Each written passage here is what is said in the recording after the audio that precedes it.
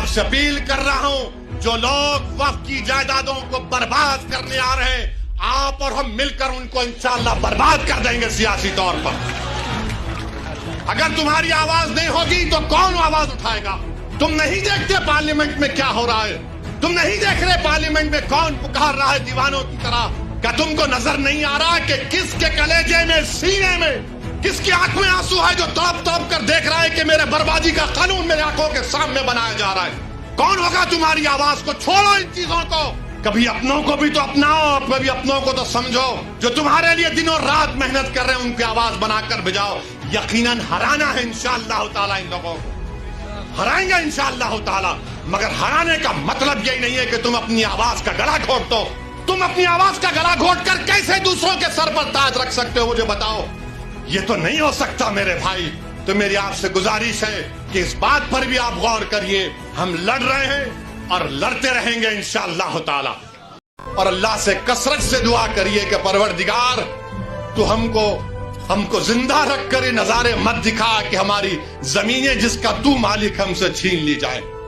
अल्लाह से हम गिड़गिड़ा कर सरबसूर होए, अल्लाह से गिड़गिड़ा कर भीख मांगे। इत्तेहाद पैदा करिए।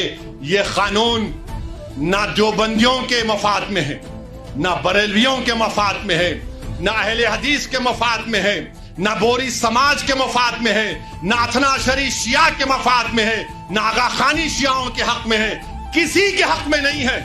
ये सिर्फ और सिर्फ मोदी जायदादों को छीनने के लिए कानून बना रहे हैं। अल्लाह इन जायदादों की हिफाजत करे। अल्लाह हमको इतनी इत्तेहाद पैदा करे कि मुत्तहदा तौर पर इस कानून को रोके।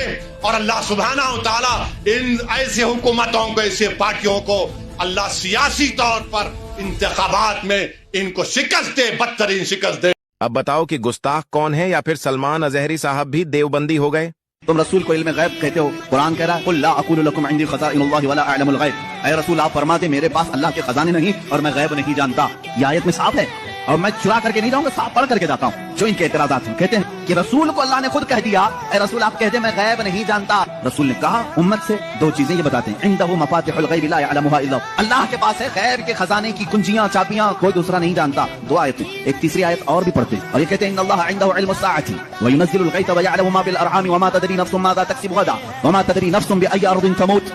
बेशक अल्लाह के पास 5 चीजों का इल्म है, उसको कोई दूसरा नहीं जानता। क़यामत कब आएगी, बारिश कब आएगी, माँ के पेट में क्या है, यअलमु मा फिल अरहाम व मा तदरी, और कोई आदमी ये नहीं जानता कि कल क्या होगा। 5 चीज है, कोई ये नहीं जानता कि किस जमीन में मरेगा। 21वें पारे की आयत है, अल्लाह फरमा रहे 5 चीजों का इल्म अल्लाह ही के पास।